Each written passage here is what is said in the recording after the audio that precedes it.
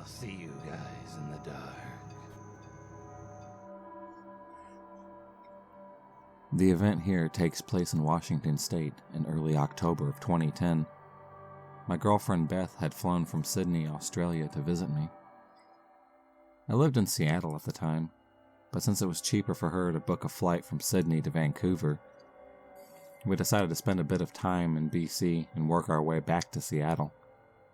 After a couple of days in Vancouver, we took a ferry to Vancouver Island in Victoria, where we stayed at the Empress Hotel. The plan from there was to take a ferry from Victoria back to Anacortes in Washington State and hop a bus or train or something to Seattle. Making the most of our last day in Victoria, we did not get to the ferry terminal prior to the final ferry of the day. I think it departed around 10 p.m. or so. Upon arriving in Anacortes, if you're familiar with how the ferries work, you'll have about 10 minutes of where a flood of cars disembark and foot traffic too. As people head to the parking lot to hop in the car they presumably have parked. I'd miscalculated on a couple of fronts. Upon checking what I believed to be a bus terminal, there was clearly no bus on the way. There were no cabs either, no public transportation options, and whatever kind souls would have been helped us out very rapidly dispatched into the night. The other miscalculation was that the Anacortes ferry terminal was further outside of the city of Anacortes than I remembered. The road to the ferry winds along a mile or more through a wooded area with not even a pedestrian footpath. To make matters worse, it was raining, as it typically did at that time of year. We were stranded, with luggage in our hands and all. Welcome to the U.S., Beth. As the ferry traffic vanished and we began to wonder what the hell we were going to do, we were approached by a man. A smile on his face, not in the least bit concerned himself about appearing to be stranded. I recall him as being a bit bigger than me, both in height and weight. Probably in his mid-40s, with glasses, a raincoat, and wide-brimmed hat, which he doffed in greeting. At least one of us was dressed appropriately for the weather, I guess. He shook my hand, and we got to talking about the predicament we were in, to which he explained that he was waiting for his mom and sister to come back to him. They were driving down from Bellingham to get him. He said he could offer us a ride once they came, to which I had declined him, saying we were going the other way to Seattle, not Bellingham. We continued making small talk, and he offered again. "Are you sure you don't want to ride? They should be here soon." But I stuck to declining it, because it just didn't seem convenient for anyone. At this point, I was resigned to just finding a hotel room in Anacortes for the night. Eventually Beth, who is starting to walk up the road away from the ferry terminal, mentions to me, "Mike, let's go." But there is a pleading urgency in her voice and her face. I say okay, and bid the stranger farewell, and we start walking up the road into the dark and rain. Luggage in tow. To my surprise, I find that Beth is alarmed by the meeting we just had, pointing out to me that the man had not been on the ferry. He was also standing around at the terminal when everyone got off the boat. She also pointed out that he had never removed his right hand from his coat pocket. He doffed his hat, shook my hand. He never took that hand out of his pocket. I honestly didn't notice any of this. She, of course, was having visions of me shot in the woods, and Lord only knows what for her. So we trekked up the road and eventually found an inn, but apparently there was some sort of convention in Escorts that weekend, and every room in town was booked. So we called a cab to take us to a nearby town where we could get a room in a hotel. But in our time walking up the road and waiting for the cab, we never did see a car with what would have been this guy's mom and sister driving to the ferry. We didn't see any cars at all, for that matter. In the years since, Beth is now my wife, and we do joke that that was our close encounter with a serial killer. Half joking, of course, but also half wondering when news might come of light of something horrible along the north coast of Puget Sound. When I was younger, I was diagnosed with bipolar disorder at 14. It was very difficult to me to socialize with people in person, so I turned to the internet. There, I stumbled into the world of type-based roleplay. It became my passion, and even set me on the path towards becoming the artist I am today. My original interest was Dragon Age, and I joined an RP group on DeviantArt, TMM. I loved that group, and spent all my time in the IRC chat, which naturally led to a decline in my grades. But I met Michael after I gained a bit of interest in Slender Man. I had stumbled across the blog-spaced RP world of Slender blogging, and followed as many as I could, dedicated a Gmail to it, and dived in, creating my own Slender blog. I played a character that was basically myself, even sharing my own name. I would even frequently post little videos of myself running through the woods, or even just talking to the camera. Michael was another player, and his character was on the enemy team. You see, I played what was known as a runner, or someone who was fleeing the Eldritch horror. He was a proxy, which is a servant of Slender Man. The kicker was that he was more than just a grunt, and was basically one of the Slender Man's elite soldiers. Regardless, we ended up chatting over email, but he never broke character, so I didn't either. We continued to play with each other for over a year and a half before I ended up breaking character to another player, who was friends with Michael as well.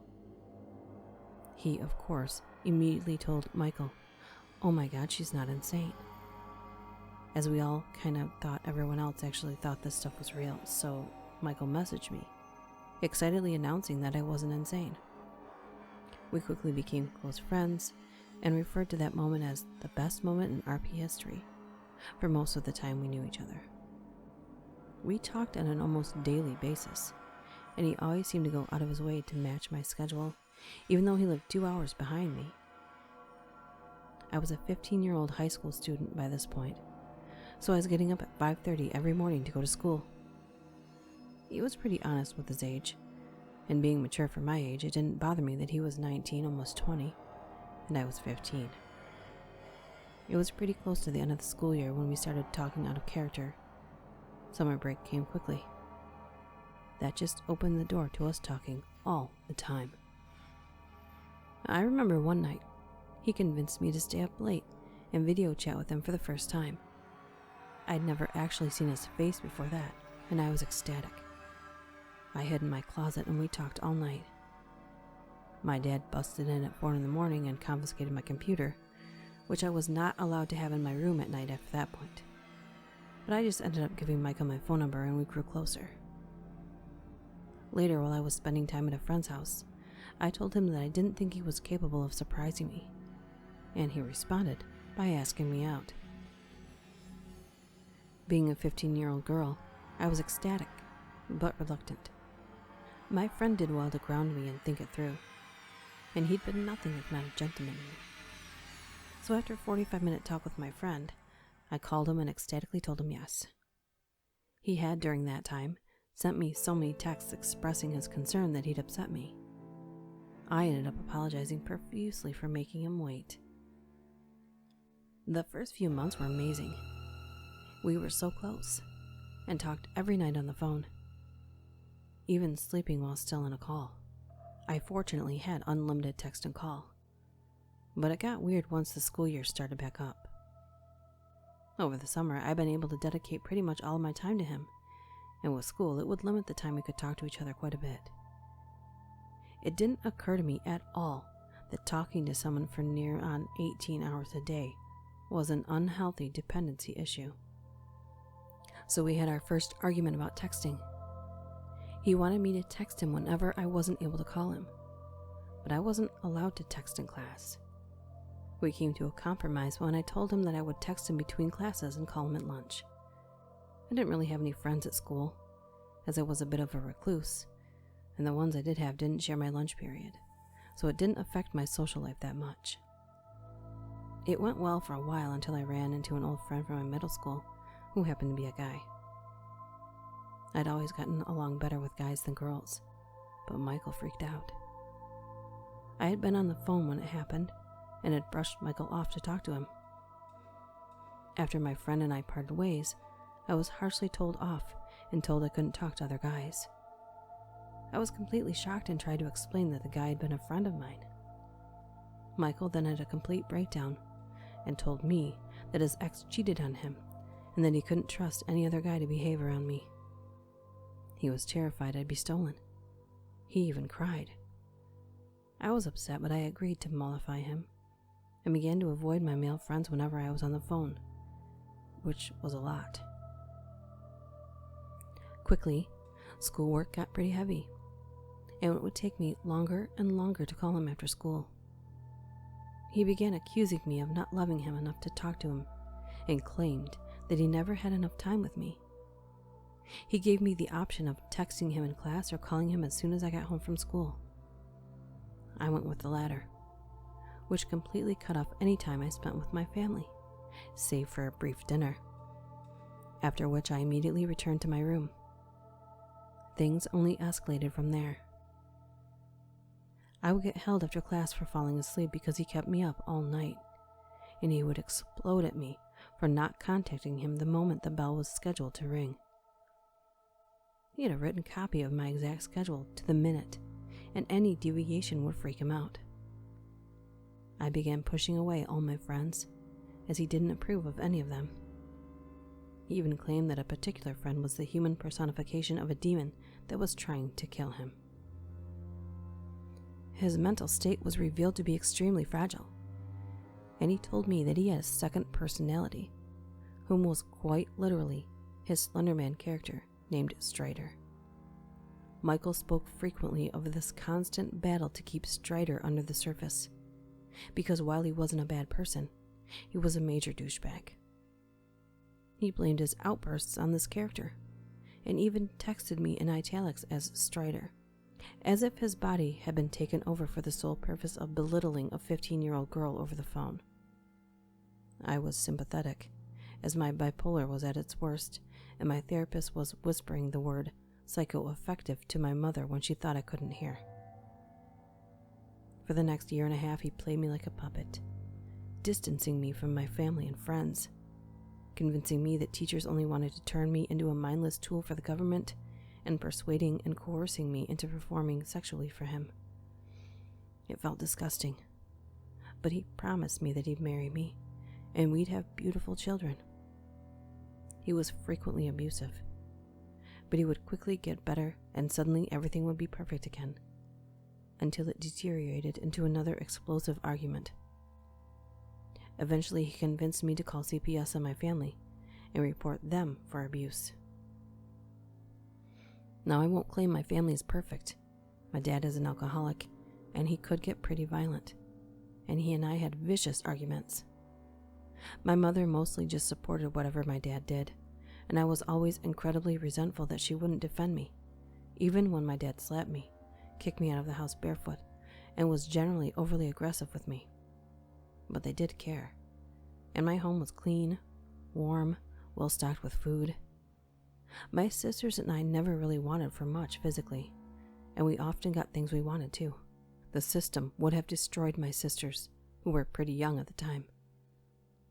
When my parents found out that I'd placed the call, I panicked and ran away from home, crashing at a friend's house. Michael wanted me to stay put until he could get a friend of his from Austin to come get me. But when I turned on my phone in the morning to see texts from my family and knew that I had terrified my sisters and the police had been called, I arranged for my dad to come bring me home. I wouldn't let him pick me up from my friend's house because I knew he would threaten to sue her parents for assisting a runaway. I served 6 months of juvenile probation and had to endure several meetings with a state-appointed therapist for falsely accusing my family of abuse, and my parents were subject to a second inquiry from CPS due to me running away. By the end, we were breaking up every other weekend and getting back together when he would send me pictures of terrible gouges in his arms, threatening to kill himself. I actively hated him by then, but still loved him and didn't want him to die. I escaped when he discovered that I'd been talking to a male friend who he particularly hated and dumped me on Valentine's Day. It took him 2 months to realize I wasn't coming back, but he would still try to text me, and I blocked so many numbers and email accounts because he would change them just to message me again. It was terrifying. I was constantly terrified because he knew my address. But eventually, he disappeared, and I slowly started trying to put my life back together. About a year or so ago, he texted me and I indulged him. He claimed that he'd been married. I really doubted it despite the single picture that he sent. I asked what date his wedding had been on, but he couldn't tell me, and first tried to claim that it had been in December, 2 months before he dumped me. When I called him on it, he backpedaled and got defensive. I blocked him after that, satisfied that he was still a miserable mess and that he hadn't snared another poor minor. So, Michael, let's not meet.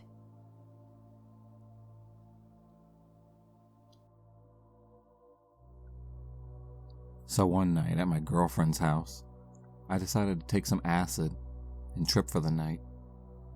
Anyone that's actually done acid knows that you don't see things that aren't really there. It's more of a shifting of perception. It's important to know that, though. Also important to note that we lived in a very small beach community, and there was a hurricane right off the coast. Everyone was supposed to evacuate the next day, so the town is very quiet and mostly empty. We lived within walking distance of the beach, and the beach is amazing on acid, so we went for a walk on the beach. We played at the beach for a while and then decided to walk home, because I had a bad feeling something was going to happen. The beach just felt wrong to me. I always trust my instincts, so we started walking back home. On the way, I decided to stop behind a mini mall because there was a lot of trees, and trees are neat when you're tripping. You become more sensitive to patterns, and trees are full of interesting patterns. So the two of us are sitting on a curb in an almost deserted beach town, looking at the trees across the street from where we are at. I'm not paying much attention, but notice the compact car as it drives past us. I'm still looking at the trees when I hear my girlfriend say, "That guy can't drive." I look at the car now and see it makes a 12-point turn, trying to turn around.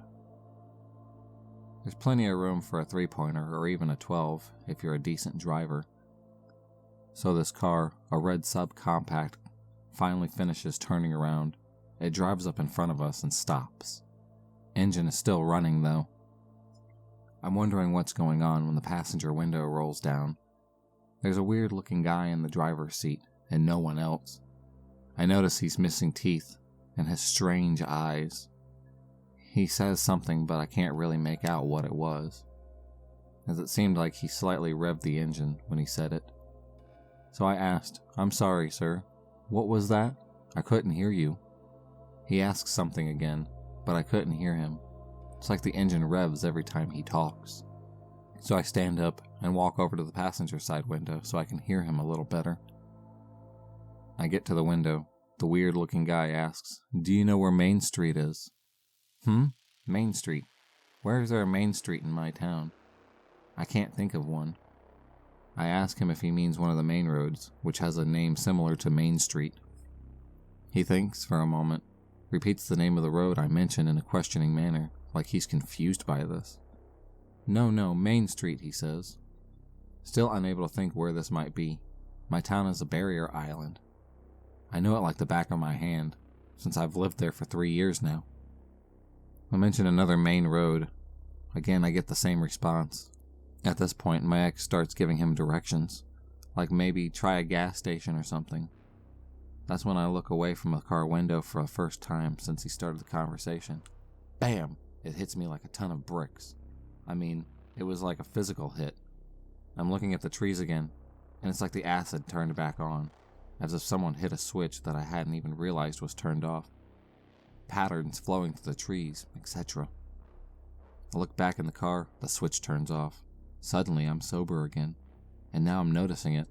I look back up, slammed with the acid feeling again. Back in the car, sober, normal mode. Now I'm starting to finally pay attention. Why is everything sober normal when I look at this guy? But when I'm looking away, my mind is trying to tell me something. But what is it? I realize something is very wrong with him. The whole time I was processing this, the guy was watching me, while talking to my ex. I look back in the car and notice for the first time shiny black material covering every inch of the inside of the car. The seats, the dashboard, even the floors. What the hell is that, I'm wondering. I look closer, it's black plastic. Then I see a knife, a wicked long hunting knife, sitting on the center console. Oh, fuck me. I finally look back at the guy. He's been watching me realize what's really going on, and he has this look like, I know that you know something is very wrong here. And for the first time, I really see what I'm looking at. His eyes are completely dead. They look like a fish's eyes after they've cleaned and gutted it. Only I can literally feel that it's us that he wants to gut. It's like black tendrils of pure evil are radiating off of him, caressing me. I shiver, and that's when he says it, interrupting my ex. He says, "You want to go for a ride?" The menace and death in his voice is palpable. I grab my ex and start backing away. "No thanks, we have to go," I say. "You sure? Go drink a few beers with me. Come on, let's go for a ride." The smile he has when saying this is indescribable. I say, still backing my ex up, "No, we have to go home." I'm terrified at this point. I'm particularly praying that he doesn't get out of the car with the knife, since I'm unarmed. He drives away. My first thought was, death just passed us by. What was a guy with black plastic covering every inch of his car doing asking some kids directions at like 3 in the morning for a street that doesn't even exist? Why did he have a huge knife? Why did he try to get us for a ride? What would have happened if we had did that? To this day, I'm convinced that he would have killed us both, and probably worse. It could have also been noted that the next day I told a friend a little about the incident. Not much, just that we had met the serial killer and he was in a red compact car and tried to get us to go for a ride. That night, well after the evacuation order was in effect, my friend was walking to someone's house for a hurricane party. He was nervous because of what happened to me and my ex, so brought a big knife himself. He was also a teenager. It was around the same time at night that the same guy in the same car had stopped him, also asking for directions to Main Street. My friend, who was completely sober, saw this plastic and the knife. He pulled out his own knife and told the guy that he knew the kids the guys had talked to last night, and told him to fuck off. My friend said he got the same scary-ass vibe from the dude, same dead fish eyes. The guy tried to play it off, like he didn't know what my friend was talking about. He even tried to calm my friend down with the offer of drinking some beer. My friend kicked the car and waved his knife, and the guy just drove off. I'm really glad I warned my friend a bit, because who knows what would have happened if I hadn't. People are too trusting in a small town like this. What is this crazy fucker doing in a near evacuated town anyways? Asking kids about streets that don't even exist, and trying to get them to get in a car and drink beers while his car is covered in plastic, and he has a giant knife on the dashboard. Being a serial killer, that's what. It was a Sunday, early in the morning. I live in the suburbs, but my parents own a farm that I enjoy going to because I get to see my dog. Her name is Molly. She's a mutt, but she's not a tiny dog by any means. At that time I felt very safe around her and would often take her for walks in a forest that was nearby. The day started off like any other. Me and my dad got in the car, drove around for a while, and arrived at a farm. I immediately got out of the car and hugged Molly. My parents always got angry when I hugged her, since I smelled like her for the rest of the day. I put her leash on and asked my dad if I could take her for a walk. He always thought that we would just go down the road and back, but I always found it more interesting to take her to the forest. I always felt a certain kind of peace and relaxation there that was unmatched by anything else, so we took a turn and headed to the forest. Usually when we got there, I would take the leash off so she could explore on her own. Most of the time I'd carve my name into the trees or look for anything interesting.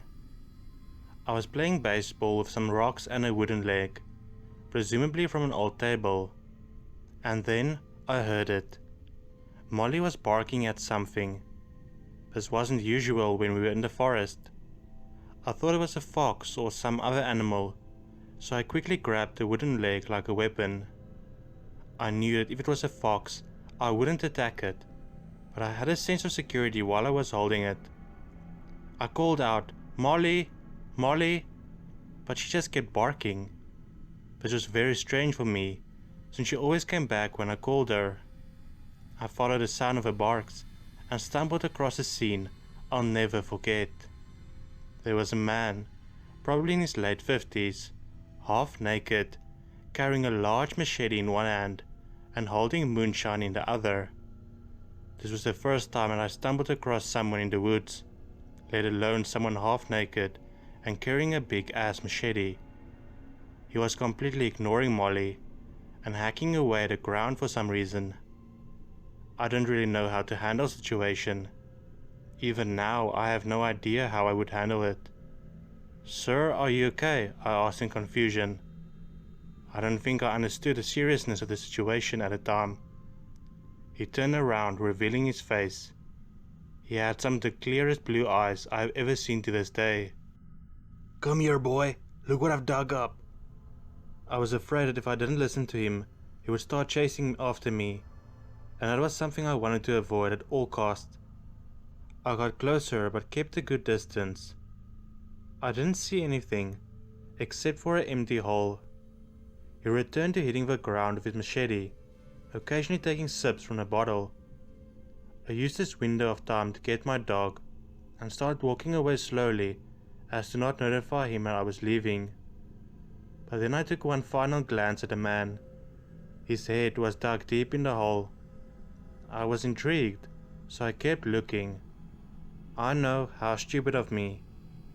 He finally got up from the ground.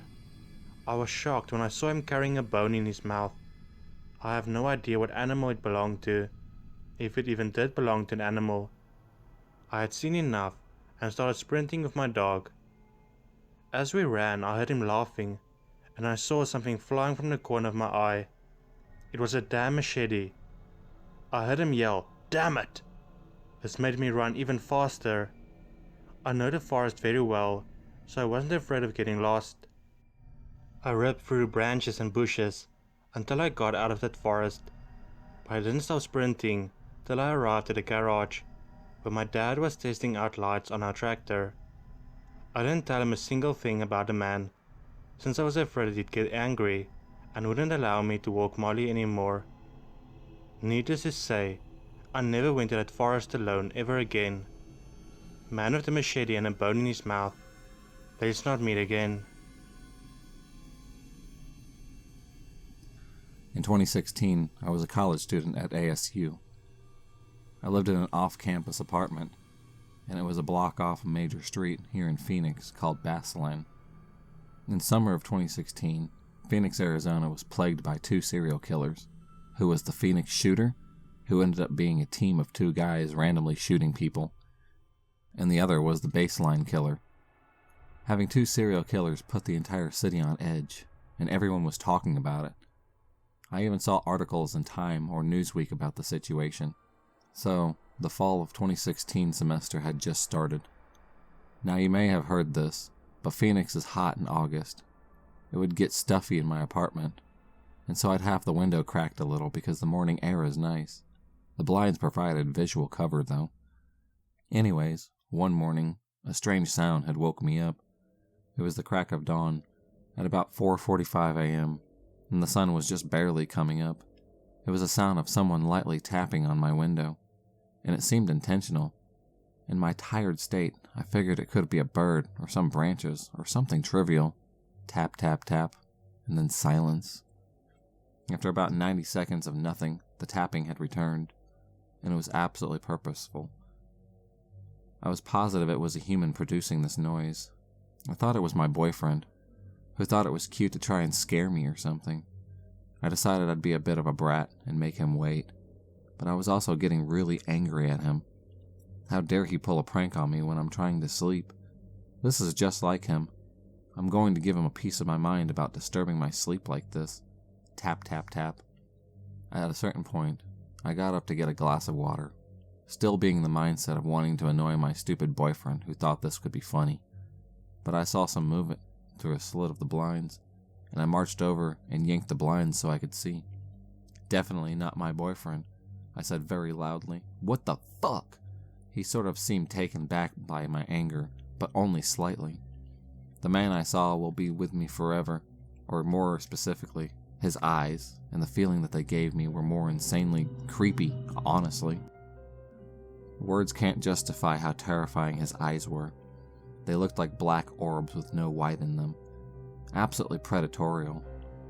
When I see pictures of Ted Bundy or Charles Manson, that's exactly what he looked like. Even if you saw a picture of how they looked, it's different when you experience it in person. It totally floored me. Something about this man was profoundly wrong.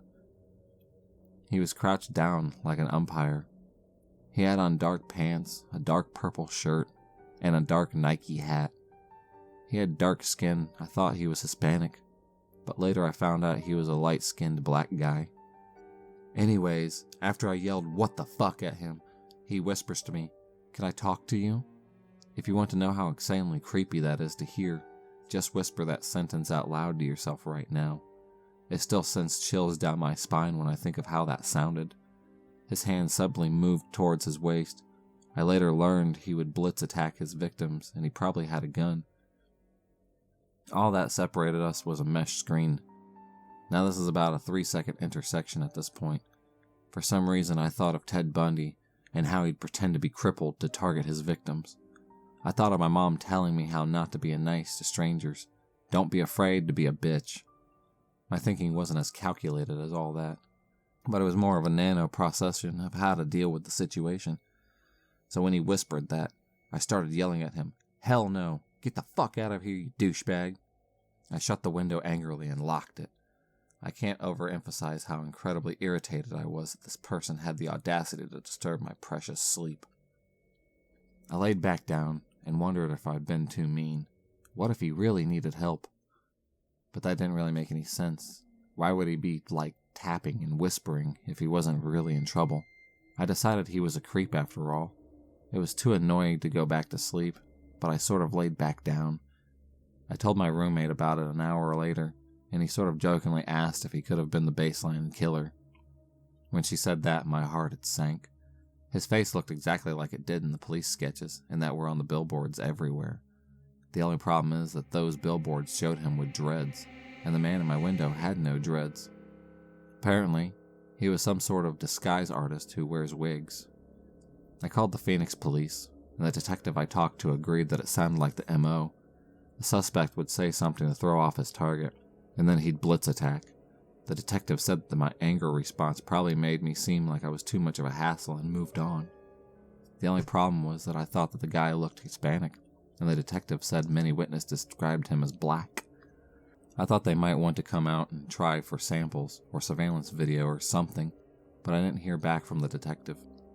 My parents freaked out, and then got us knives, pepper spray, and put up signs. The stupid apartment wouldn't let us out of our lease, so we moved to a second-floor apartment right above our old unit. Anyways, on September 4th, 2006, they arrested Mark Gaudu. I think the detective didn't call me back because they were days away from arresting Gaudu. But when I knew his mugshot, I was sick, but also relieved. He was obviously the guy outside my window.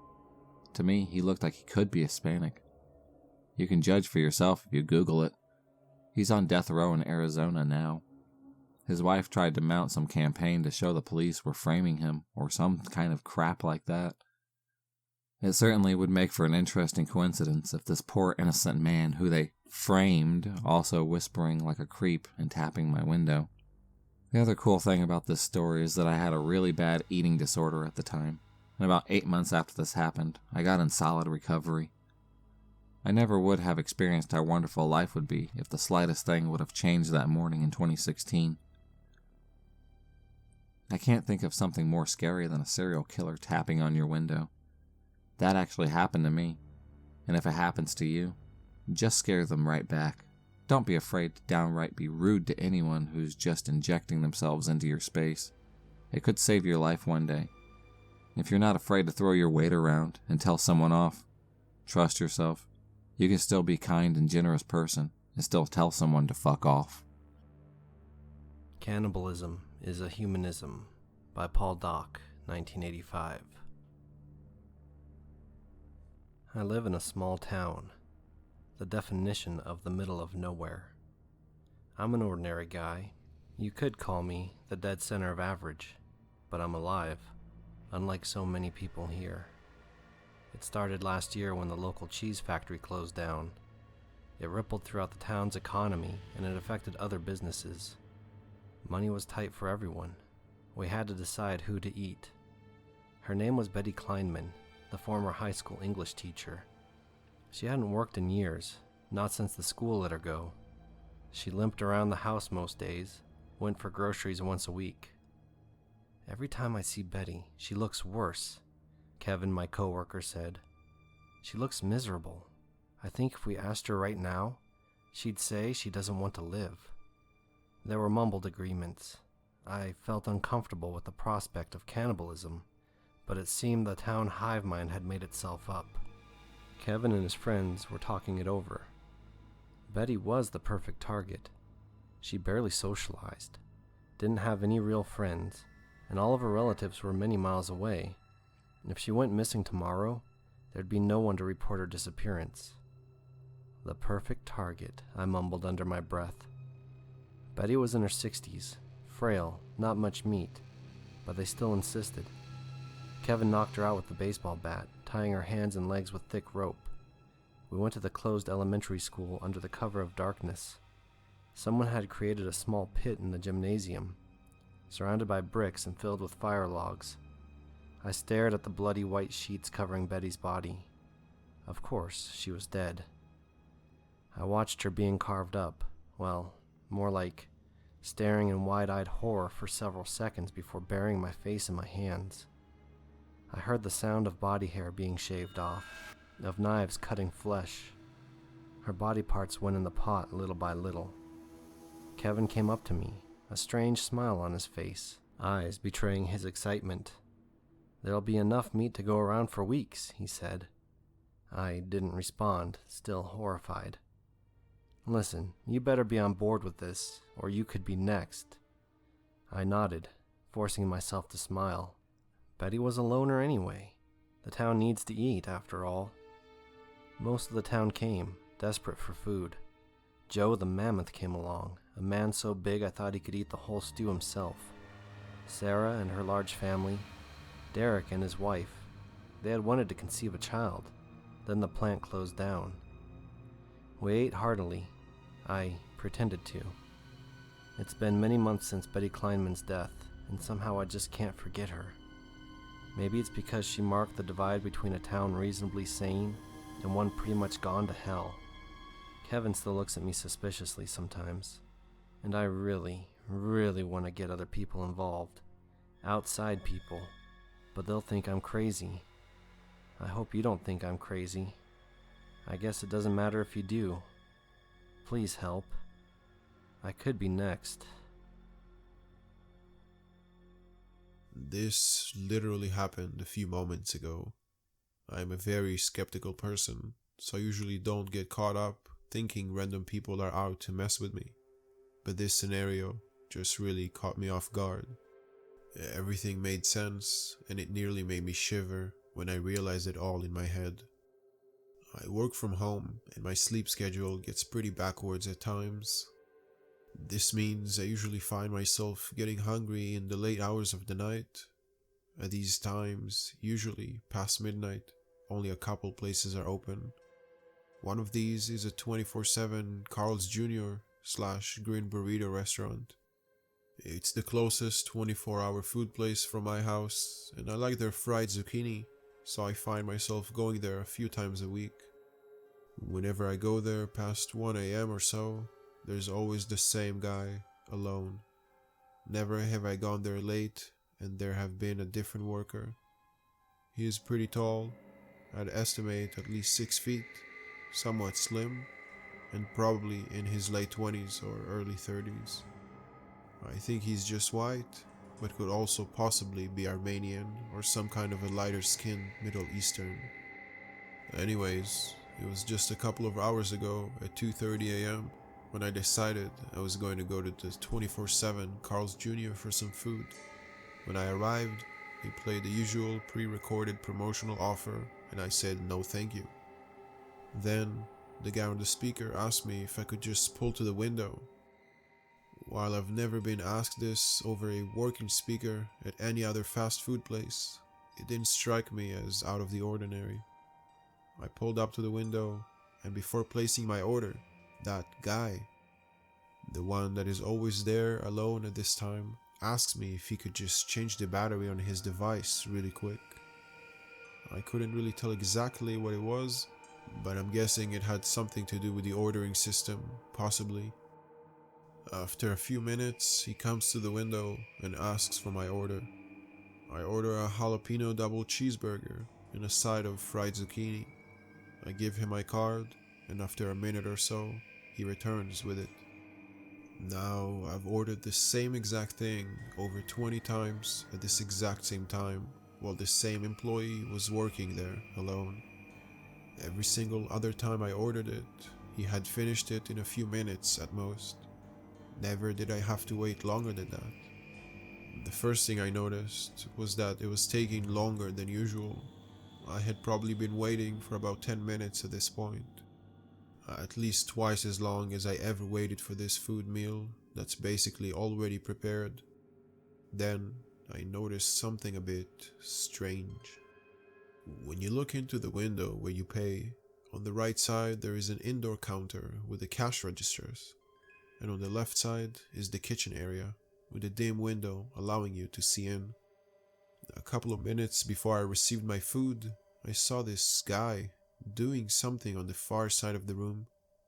I found it odd that he spent a couple of minutes there, and it looked as if he was messing with something quite small. All of the food prep station were in the room to the left, and if he was putting the burger together, I expected I'd see a lot more arm movement. This is the first thing that seemed a bit strange to me. This is where it really gets weird. I've ordered the same thing from the same guy quite a few times in the past, so he'd usually throw a wrench into the bag without me asking.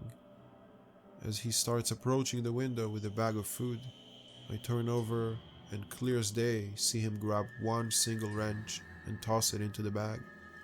It wouldn't be until later that this detail became really creepy. I drove home, brought the food into the room, sat at my desk, and started eating as I watched shows on my computer. Besides the food, he also put in some napkins, a couple of ketchup packets, and exactly 3 wrench cups. The kind that are a hard plastic cup with a plastic peel on top. I opened up a wrench cup so I could dip the fried zucchini in it. After a little while, I finished the burger and most of the fried zucchini. There were only a couple of left, but the wrench was gone, so I decided to open another.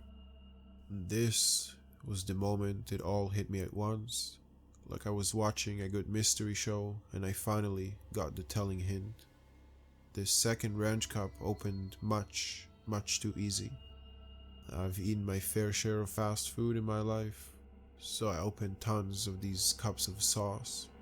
So when the plastic seals slide right open without any resistance whatsoever, I immediately knew something was off. And that important detail came rushing back into my head. 100% clear as day, as the guy was approaching the window with the food, saw him grab only a single wrench and throw it into the bag. That memory was literally the last thing that came to my mind when I opened the second wrench cup. I quickly grabbed the third and last wrench, and I already knew that it was going to happen. The plastic peeled right off, even easier than the first cup. Instantly, all I could think about were the details. This order, the same order I've gotten 20 times in the past, and took 5 minutes at most every single time. Took an entire 15 minutes this day. After about 10 minutes or so, I see the guy in the very back of this counter area, messing with something small for a couple of minutes. It doesn't seem like he's prepping food because he's only making slight movements with his arms. When he approaches me with the bag, I see him grab one wrench cup and toss it into the bag. Not only am I sure I saw this, but I'm sure he put the sauce into the bag on 2 different occasions. As there was only ketchup in the bag, and even if he somehow grabbed 3 wrenches when it definitely looked like 1, he did not also grab any ketchup at that time. I was looking right at him. I know this may sound coincidental, but I can't stop thinking about it because it all makes too much sense. Even though I saw him throw only 1 wrench into the bag, it never surprised me when I saw 3 wrenches and a few ketchup packets in the bag. That's why I trust my response to opening those other 2 wrench cups. The ones that opened way too easily. So easily that the realization that they had already been opened hit me like a ton of bricks. If this is all possibly true, and he did open those wrench cups, it must have been that he was messing with them on the counter in the back. Maybe that's where he was using some kind of adhesive to seal them back up. But what none of this can truly answer, what did he put in my food? I didn't actually tear the seal completely off of the 2 suspicious wrench cups, so I actually taped the cups down with gaffing tape, put them in a plastic baggie and into the fridge. I know it sounds silly, but if he really did try to put something in my food, I might be able to figure it out with those. Even somehow being able to tell if there's a different adhesive than the normal one used to seal those same cups. This to me would be inconclusive that it was tampered with. I would like to know what you think. I'm kind of freaked out. I don't feel that odd, other than a weird feeling that I kind of want to gag, but I figured that was just me imagining what could have been done to my food. While I feel safe as I didn't use those weird ranch cups, and only the one that had a tough seal, who knows what he might have done to my burger as well. Needless to say, I'll never be eating there again, and I'll probably start getting into the habit of cooking my own food. So, a little context. I just recently moved and live by myself for the first time. I live in a trailer because it's really cheap, but the area is a little on the sketchy side. I've been here for a month and nothing too strange has happened. I'll also add that I'm a dumbass. The story. Ever since I moved in, I keep hearing strange sounds around my house, like someone creeping around near the not so thick walls of the trailer. There are lots of stray cats around this area, so I've pretty much come to ignore them, chalking it up to cats wandering around. Lately, I keep hearing sounds near the bathroom window. It almost sounds like someone dragging a stick along the side of the wall outside. I have blackout curtains on every window, and the blinds always closed.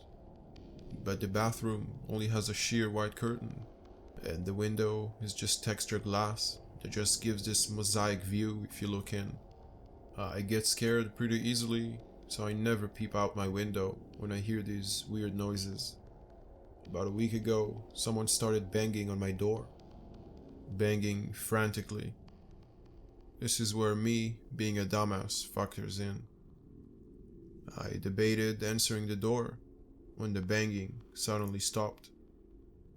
My stupid curiosity gets the better of me, and I open the door to see a skinny man in dark clothes.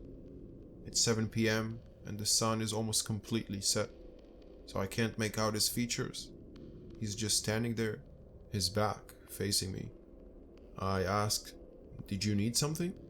He turned, stared in my direction for about 10 seconds, and then just walked a few unsteady steps away.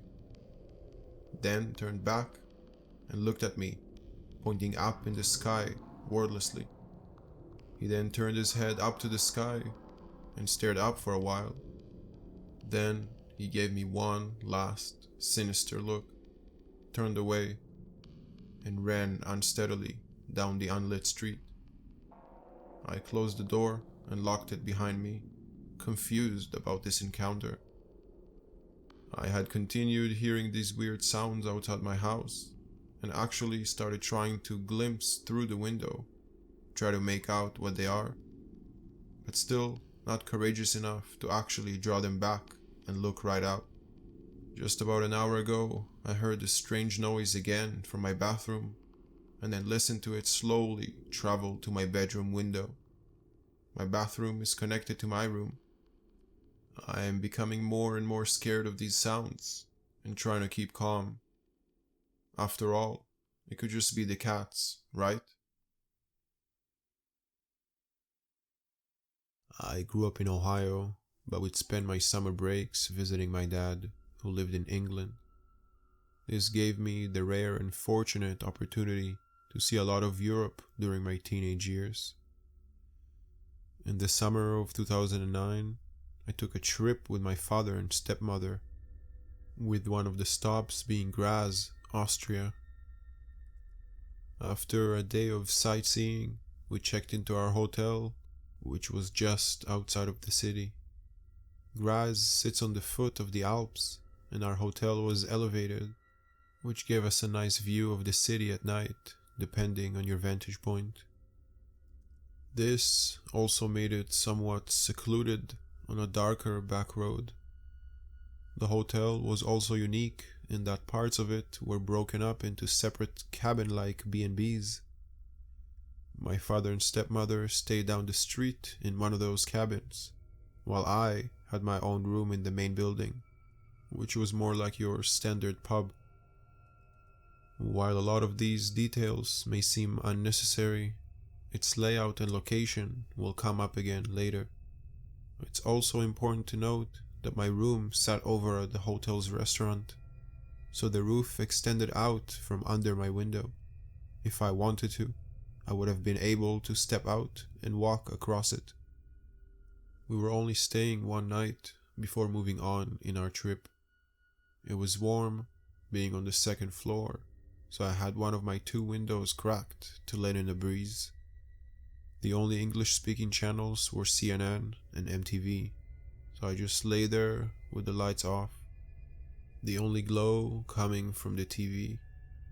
As I began to doze, I heard something.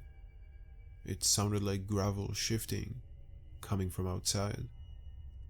Already being a paranoid person, I turned the TV off, making my room completely black. I slowly moved towards the window, telling myself I heard a small animal or something. I crouched behind the translucent curtains and peered out. Out on the roof, maybe 20 to 30 feet away, I saw a man. He was standing upright, facing out towards the city and the back patio of the hotel. My nerves settled as I figured it's someone who had the same idea as I did. He had probably climbed out of one of the hotel rooms next to mine to get a better view of the city. No big deal. I slowly started to step away from the window when I heard the sound again. It again sounded like gravel shifting, but I could tell it wasn't coming from the man standing at a distance. It was coming from right by my window. I was lucky to have the curtains I did, as they allowed me to see out, but with my lights off, I was shielded from sight. I came back to the window and looked down and to my right. Crouching down was another man. He had a hood up and what looked like some kind of a blank white mask on. I understand now that may be just my mind exaggerating the memory, but that white, plain face is burnt into my brain. Either way, it was clear he was trying to peer into my room, but couldn't see me because I was blocked by the curtains. I stood there, staring at him for a few seconds before slowly leaning in and banging my hand on the window. He took off, as did the man at the ledge. It's clear now that the other guy was a lookout. After shutting and locking the window, I went down to the lobby and found the manager of the hotel.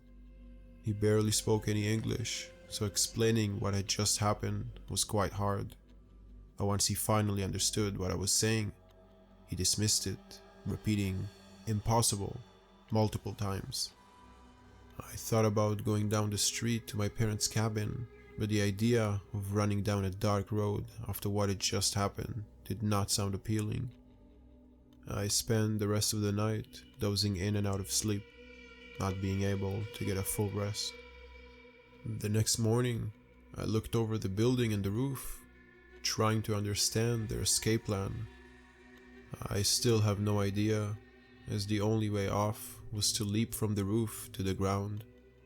But doing so would have been both disruptive and dangerous.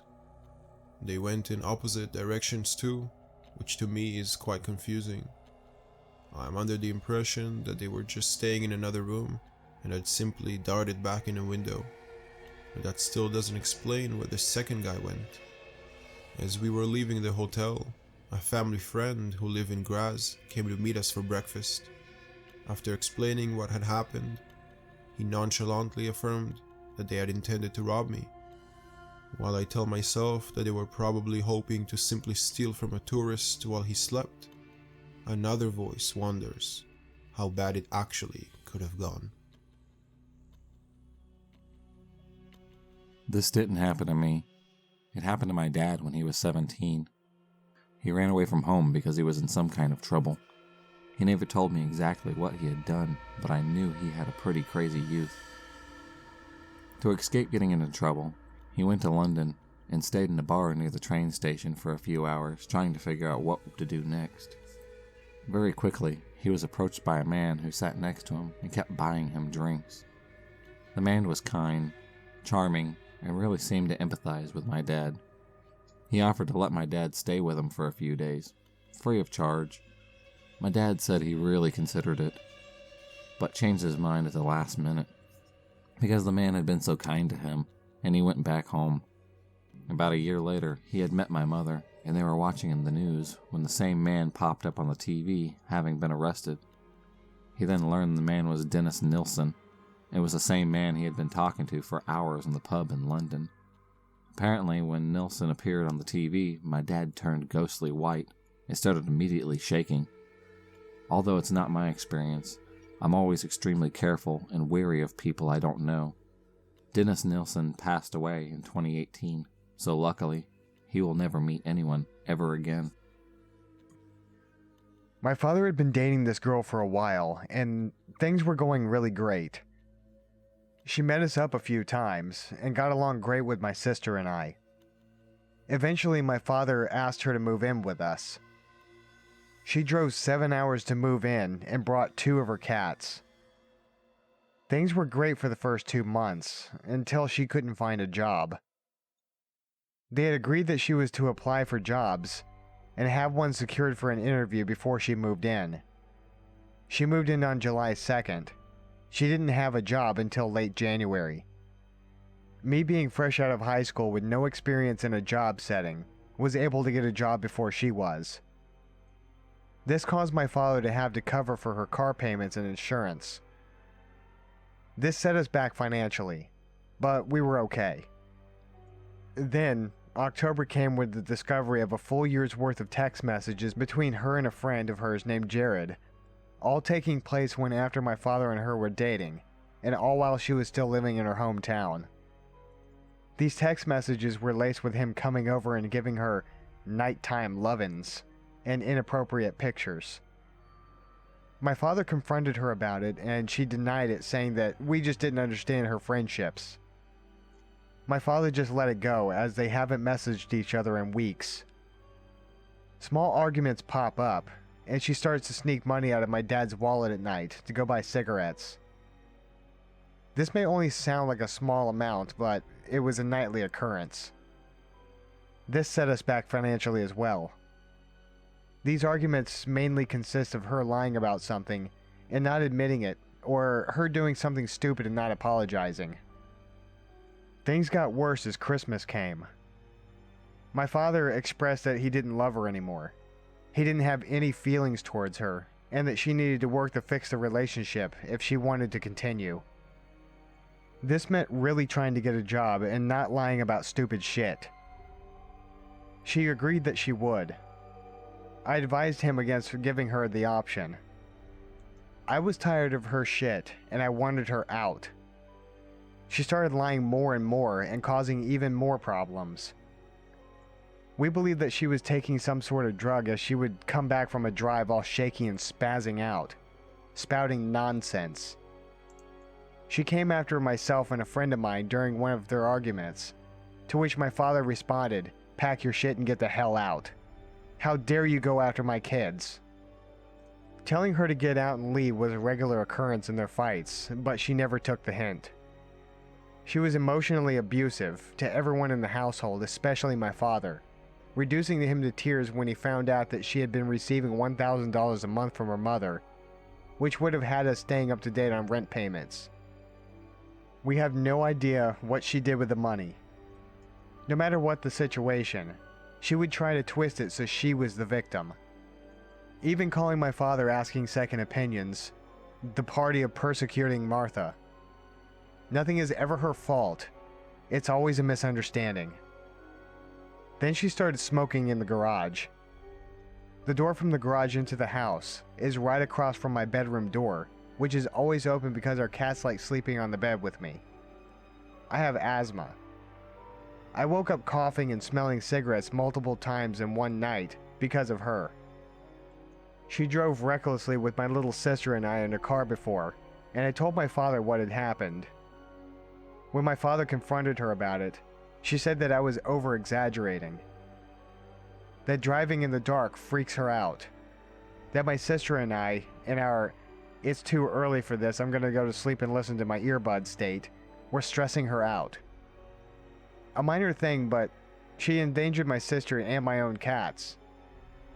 We have 2 strictly indoor cats, and her 2 were outdoor cats until they moved here. Her cats have taught mine how to sneak out of the house when the front door isn't latched. She leaves the front door open constantly when she comes back in from smoking and lets my cats out. We live right across the street from a huge lot of desert and hear the coyotes every night. She's let them get out at night before. After she finally got a job, she didn't want to contribute her fair share of bills. My father asked her for half of the paychecks every 2 weeks. She claimed that it would only be 25% because there are 4 people in the house. My sister and I are only there on weekends as we go to school outside of town, about an hour away, and we stay with other family during that time.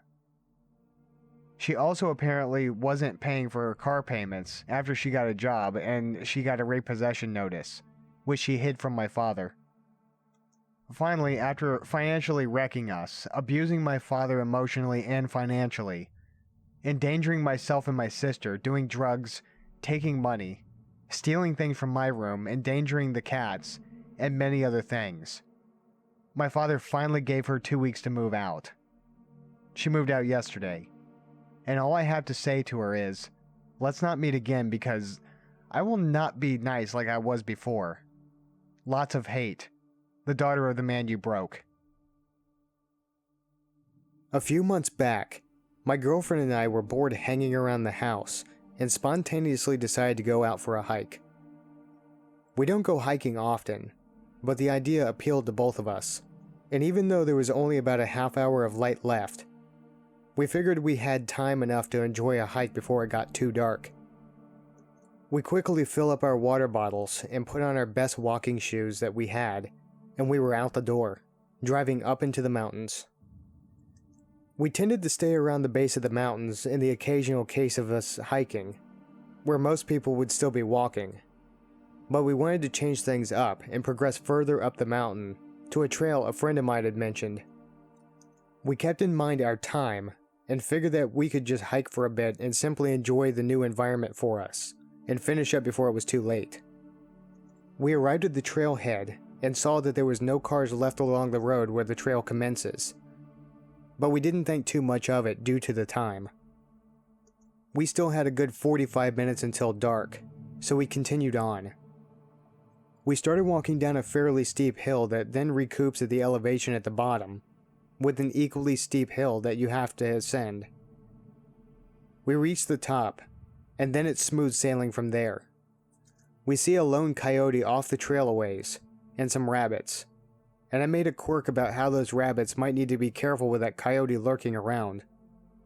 She playfully hit me on that one.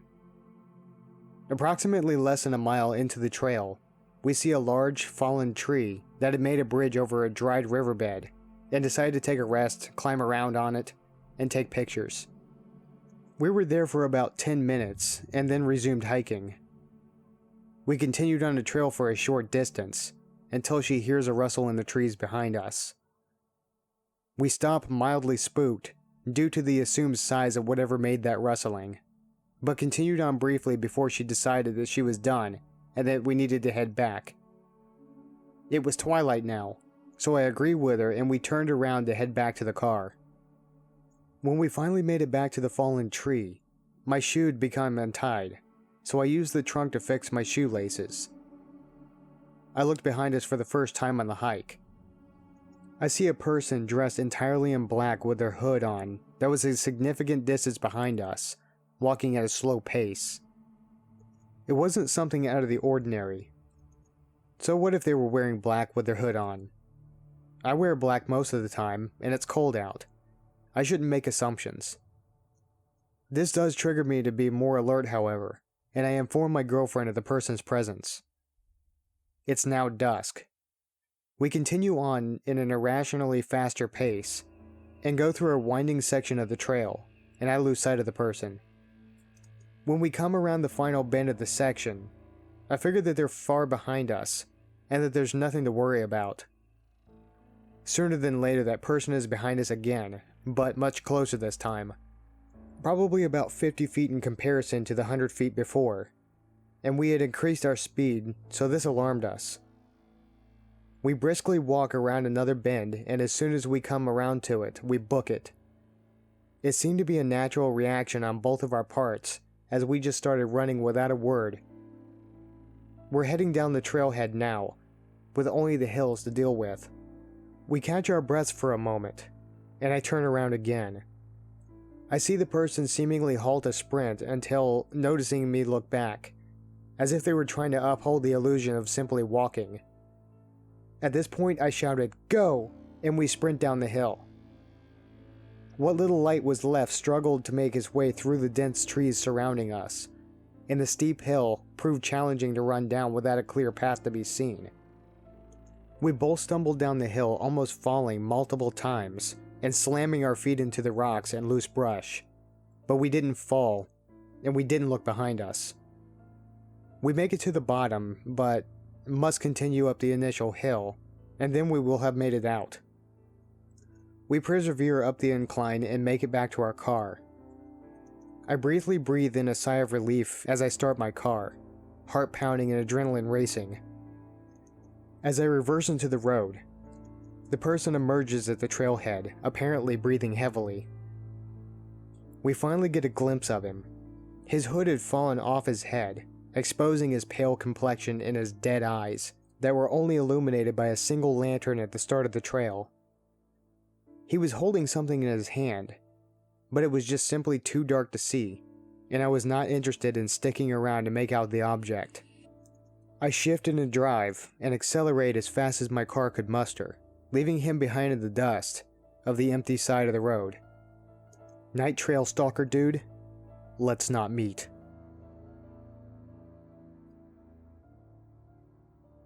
So I matched with this girl on Tinder, Jenna. Jenna and I went on our first date on January 26th. She knew I was out of a long-term relationship and still maintained occasional contact with my ex, Mary. Jenna and I officially started calling each other boyfriend and girlfriend around mid-February. 3 days ago, while I'm in the shower, she goes through my phone and reads old messages between Mary and I. A few casual ones, and a few very affectionate ones from before Jenna and I started seeing each other or even met. Jenna packs all of her things and is headed out the door when I get out of the shower. She's got my phone still, She texts a bunch of people saying things like, "I'm an ass," and "Mary is a manipulative bitch." She hacks into my Facebook and makes posts calling Mary a slew of names, and blocks and unfriends several of my friends. She does something similar with Twitter. I got a hold of a coworker's phone and used it to try to contact her and sign into my Facebook.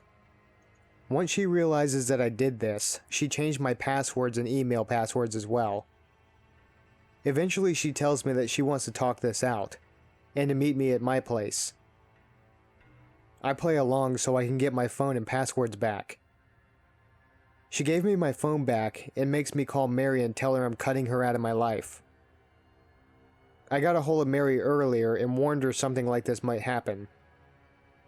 We both have a background in theater, so we had a very convincing argument over speakerphone so Jenna can hear. Jenna gave me my passwords back and I immediately changed them.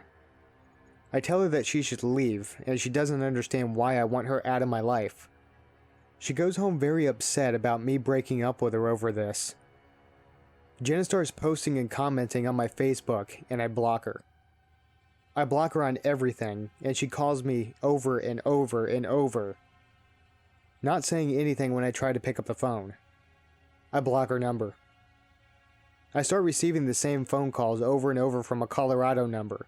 I live in Canada, and eventually I go to my phone provider and change my number. I also changed the locks on my door in case she took a key.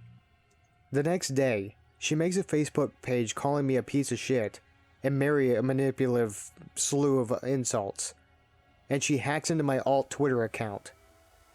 I tell her if she calls me one more time or posts one more thing about anybody I know, I'm calling the police. I get an email saying that my application for a credit card has been approved. I call the bank and tell them what's happening, and they put a freeze on the account. Several friends had told me to call the police, and I finally realized that enough is enough.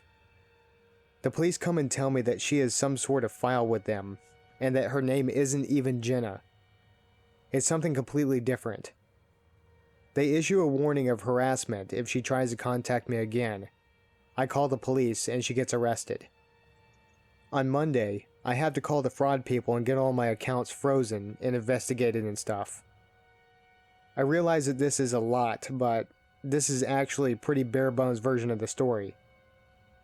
Basically, the reason I'm posting this now is that the police got involved, and I've had my locks changed and my number changed, and all is solved.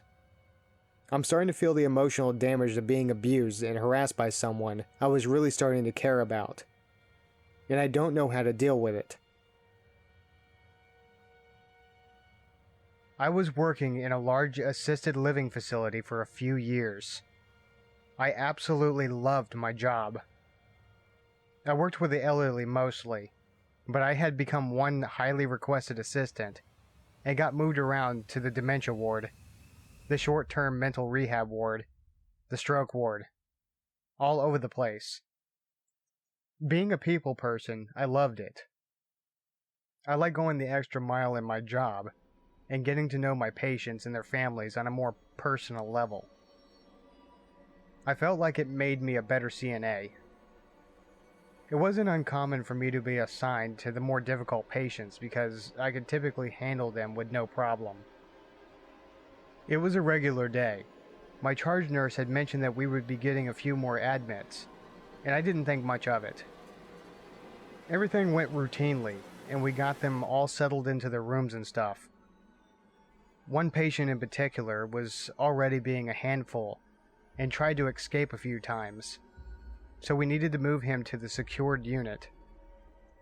I could hear him yelling and cussing everyone out, telling them they were idiots and that it was unnecessary to be doing all this. A few of the nurses suggested that I try to go calm him down, so of course I said yes. I put my most charming smile on and waltzed over asking him what was wrong. He immediately took a liking to me and calmed down. He told me that nobody there knew how to do their job and he wanted some food already. I told him dinner would be served soon, and I made sure to bring up his tray to him. He cooperated with everyone as long as I was around, and took his meds, took a shower, settled into bed, no problem. Once my shift was over, though, he started acting up again, and he ended up needing one-on-one supervision. Different staff members would take turns monitoring him, and eventually I had to as well. It was an easy day's work. Get him an ice cream in there, watch some TV. I didn't mind it at all. He told me about his life and asked him about mine. Mostly if I like what I do and how come I never worked in that secure unit. I told him that I usually had my own group of patients in the front that I had to look after, but I'd make an effort to drop in and see him when I could. At first, the rest of the staff thought it was great. They would call for me if he started to act out, and everything was fine. But then he started to get a little too attached. He started saying he wouldn't do anything unless I was there at all times, which, of course, I couldn't do because I was needed somewhere else. While I floated to different wards, the secured unit was one of the ones I spent the least amount of time in. He started getting mad at me, saying that I needed to make more of an effort to see him, that I wasn't trying hard enough. I explained to him that technically he wasn't my patient, and I couldn't spend my entire work shift just hanging out with him. That's when things started to get really bad. He started lashing out more, yelling and screaming at everyone. He was becoming more violent, not only the staff but other patients. He was a liability. I had to drop something off in the secured unit one day, and one of the other CNAs told me that he was asking for me. So I popped my head in, and he started saying things like, "There's my girl." I felt uneasy, but I remained calm on the outside. If he was in a good mood then, I didn't want to be the one to ruin it for everyone else. He gave me a huge hug and kissed me on the cheek, immediately making me feel queasy. I kind of laughed it off and got myself out of there as quickly as possible. After that, I avoided the secure unit at all costs. He started telling the other nurses that he only wanted me to take care of him, and when they said that wasn't possible because that wasn't my ward, he started going to my bosses and the head of the facilities, saying that he only wanted me to look after him. Luckily, my bosses had my back and told him there was no way I could be assigned back there due to my high demand, in other words. I was already running all over the place, and the secured unit was completely out of my way. He didn't like hearing that, and started threatening everyone, saying that they would be sorry, and this wasn't the end of that, and so on. My bosses called me into the office as soon as I walked into work the next day, and explained that I wasn't allowed to go anywhere near that wing, and try to avoid any contact with him. I had no problem with this, and went about my day. He would start banging on the doors to the secured unit, demanding to be let out, and saying that he needed to see me. My anxiety was through the roof, and I even got called out a few times because I didn't want to see him.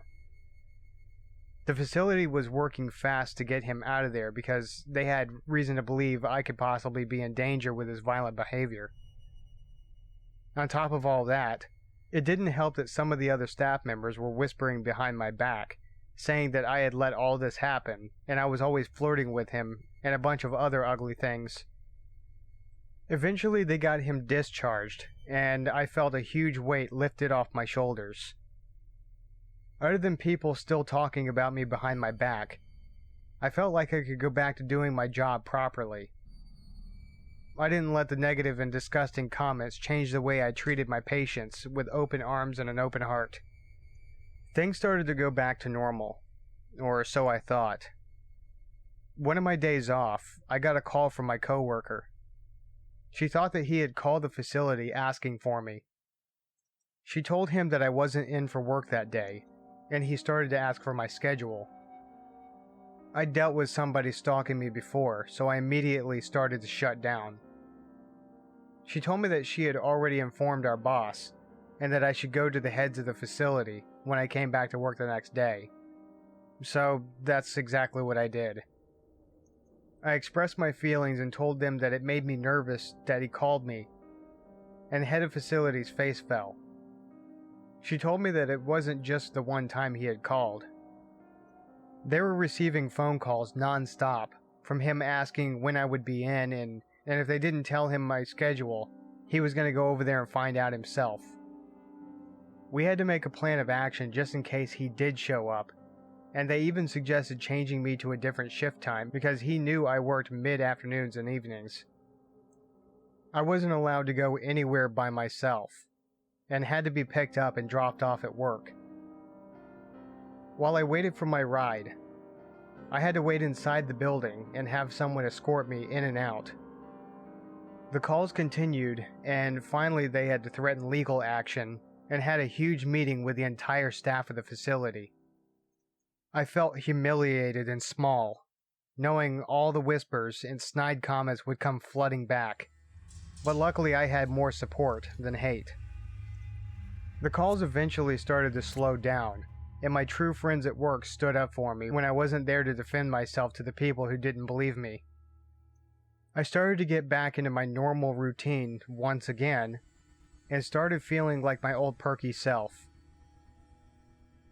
One of my bosses called me into the office one day with a big smile on her face, and told me, "He won't be bothering you anymore. He's in jail for violating parole." I was completely over the moon. I felt like I could breathe again. My nightmare was finally coming into an end. A month or so later-ish, this was a while ago, so I can't remember exactly how long, I was at work getting people ready for bed, and suddenly someone started talking and whispering like crazy. The phone was ringing off the hook, so I finally took a call from one of my charge nurses. She told me that he had been murdered in jail, and to check out the article she sent me. I learned that he had an incredibly violent history, including very unspeakable things, domestic abuse and robbery, a few others. My bosses asked how I was feeling, and I told them I couldn't say I was the least bit sad, and I wasn't surprised his temper and mouth got him into some trouble.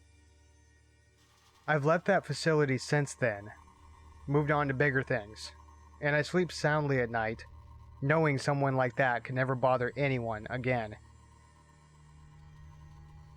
This story starts around the fall of 2017. I was walking back to work from lunch when I passed this girl and noticed that she got up and started to walk behind me. She took a different route and didn't follow me. A few days later, it happened again, but this time she was following me. I assumed that she wasn't following me at the time because where my office building is situated, you have to go up a set of stairs and pass a few other buildings, and she did not follow me to my building. After a while, I noticed that we took the same train home. A lot of the time she would be watching me. When we made eye contact, she'd look away. Then she'd continue looking when she thought I wasn't. There's a Whole Foods across from my office. I went there for lunch a couple of times during the week. I started seeing the girl sitting in the window for lunch, and she would always get up as soon as I left and walk the same way I did. Around this time, I began seeing her more and more frequently.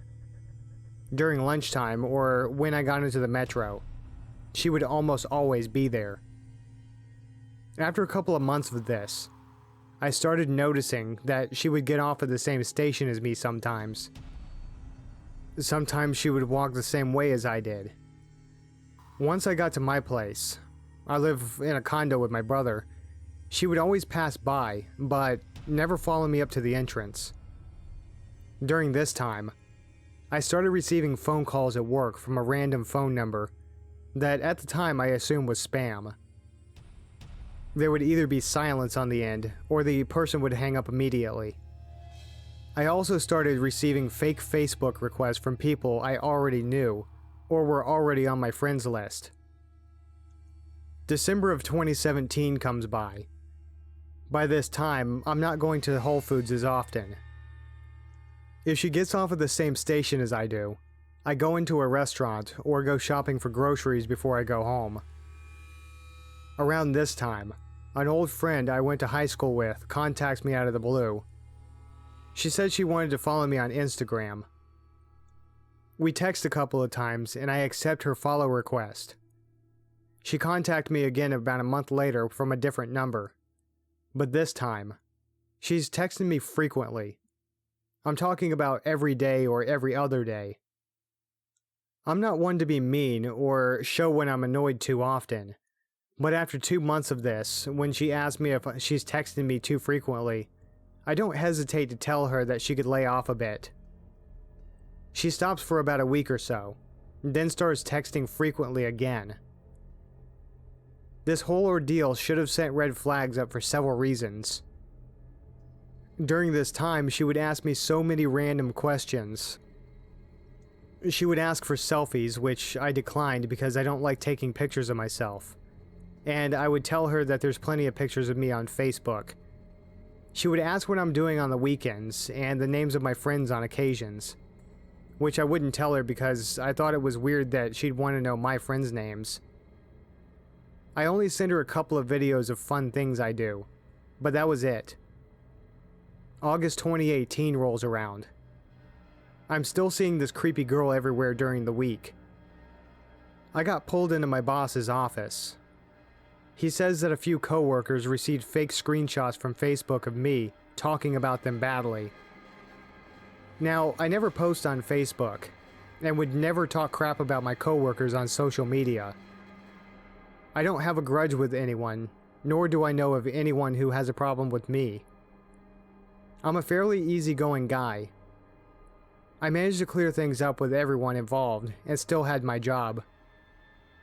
Of course, my friend is still texting me fairly frequently, and I tell her what happened a couple of days later when I got home from work. I tell her that I don't want to get into it too much, but she keeps pushing for details. I finally told her that I was going to bed, and she got the message. The more I thought about all these times that she texted me, the more uneasy I got. Some things that she said just didn't make sense, especially from the way I remembered her.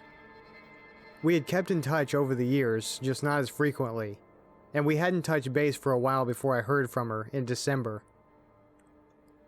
A couple of weeks later, I decided to reach out to my friend on Instagram, but the Instagram that she last messaged me through wasn't there. However, there was still an Instagram for her that I followed and that follows me back. I reached out to her and asked her what her phone number was. The phone number was completely different, and it turns out she was never the one texting me, nor did she request me following her on Instagram. I tracked the number, and it turned out to be one of those fake phone number apps. I requested to be blocked from the service, and I never hear from my friend again. After talking about it with my brother and a couple of friends, I was almost 100% certain it was the girl that had been following me. These things only started after she appeared. The phone calls to my office, the fake Facebook requests, etc. A few days before I was pulled aside by my boss, my friend texted me and told me that she had a weird feeling about me and wanted to make sure that I was okay. I just thought that she was being weird at the time, and I didn't think much of it. This whole ordeal is really scary when I look back on it, because I sent videos of myself and my address on one point. My friend even confirmed a post my brother made with pictures he tagged of me on Facebook. I was texting a stranger for 8 months about my life, and they also apparently had access to my Facebook page. I still see this girl since she obviously works in the same area as I do. She doesn't follow me around as much, but when she does see me on the metro, she always watches me or sits somewhere that she'll be able to make eye contact with me.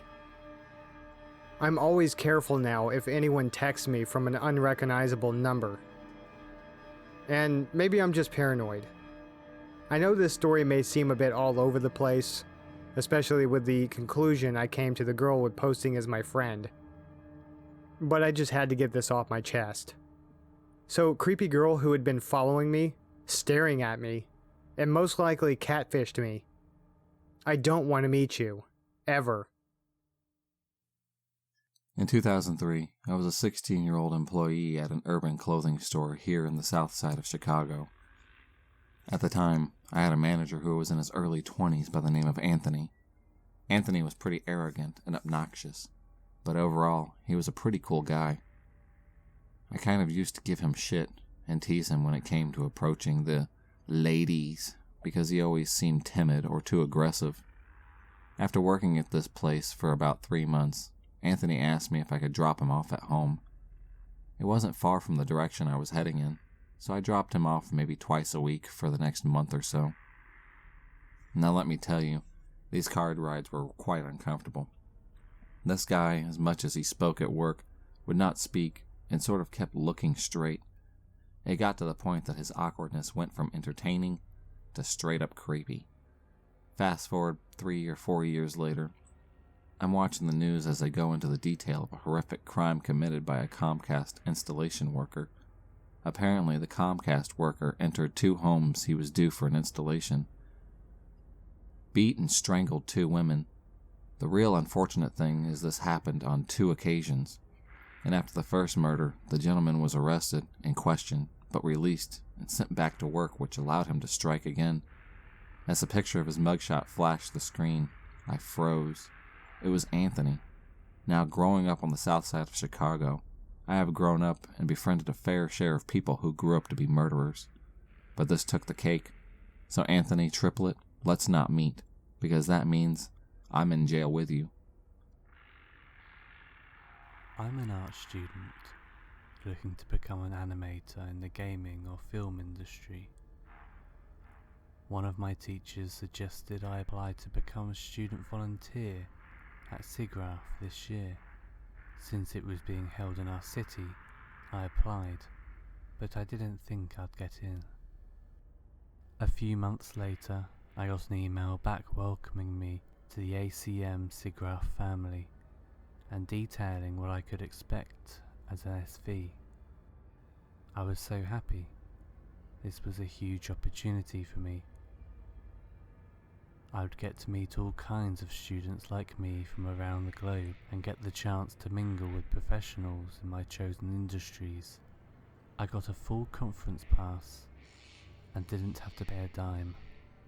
As a whole, the convention was awesome, and I did meet a lot of great people, both students and industry vets, and I got to see some really cool emerging technology, learn from a lot of informative technical paper sessions, and see sneak peeks of upcoming movies.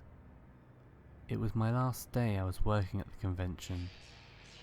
I had one of the early shifts, so I had to get there very early. It was 7 AM and I was walking towards the convention centre with my coffee in hand. I was wearing my SV shirt because my shift started at 7:30. We were told if your shirt's on, you're working. So if we're wearing it and someone approaches us, we were to be polite and helpful. As I was walking up the steps, a middle-aged balding man approached me. He had the lanyard around his neck which signified he was a convention attendee. He called out to me, so I stopped and politely greeted him. It started off innocently enough. He was asking questions about the convention, asking what the must-see things were in my opinion. General information I was happy to provide. Then he started asking more personal questions. Was I from here? Where did I go to school? What was I studying? My badge had my name printed on it. He complimented me for having a beautiful name, told me it matched my face. I was a bit uncomfortable, but thanked him for the compliment and went to turn around and leave. He moved himself in front of me and got a little bit too close for my liking. He was smiling lopsidedly, his nicotine-stained teeth right in front of my nose. You know what I love about conventions? He asked. No. What? I replied. What happens at a convention stays at a convention. My skin started crawling. Don't you think it's exciting to lead a secret life apart from your husband or wife? I had mentioned I was married when he was asking his questions about me, so this really creeped me out. I said something like, "That's not really my thing." He put his hand on my arm and started rubbing it up and down. "Why don't you come walk with me for a while?" I recoiled, like his hand was made of molten metal. His smile instantly turned into a look of contempt. I said, "I have a shift to do. Enjoy your time at SIGGRAPH," and I got out of there as fast as I could. I was really shaken. I told one of the girls I was working with what had happened. She told me that at one of the industry parties the night before, a bunch of the SVs had gone together and were dancing. A large group of old men leered at them, hollered and catcalled, and asked them to dance on the tables. I don't know why I was so surprised by that. These attendees were overwhelmingly men from all different parts of the world, and industries that are involved in SIGGRAPH tend to cater to the more, shall we say, socially awkward type of person. This encounter still creeps me out to this day. If you enjoyed this video, please subscribe, like, and hit the bell for notifications on future videos, and become a stalker of the night. And I'll see you next time.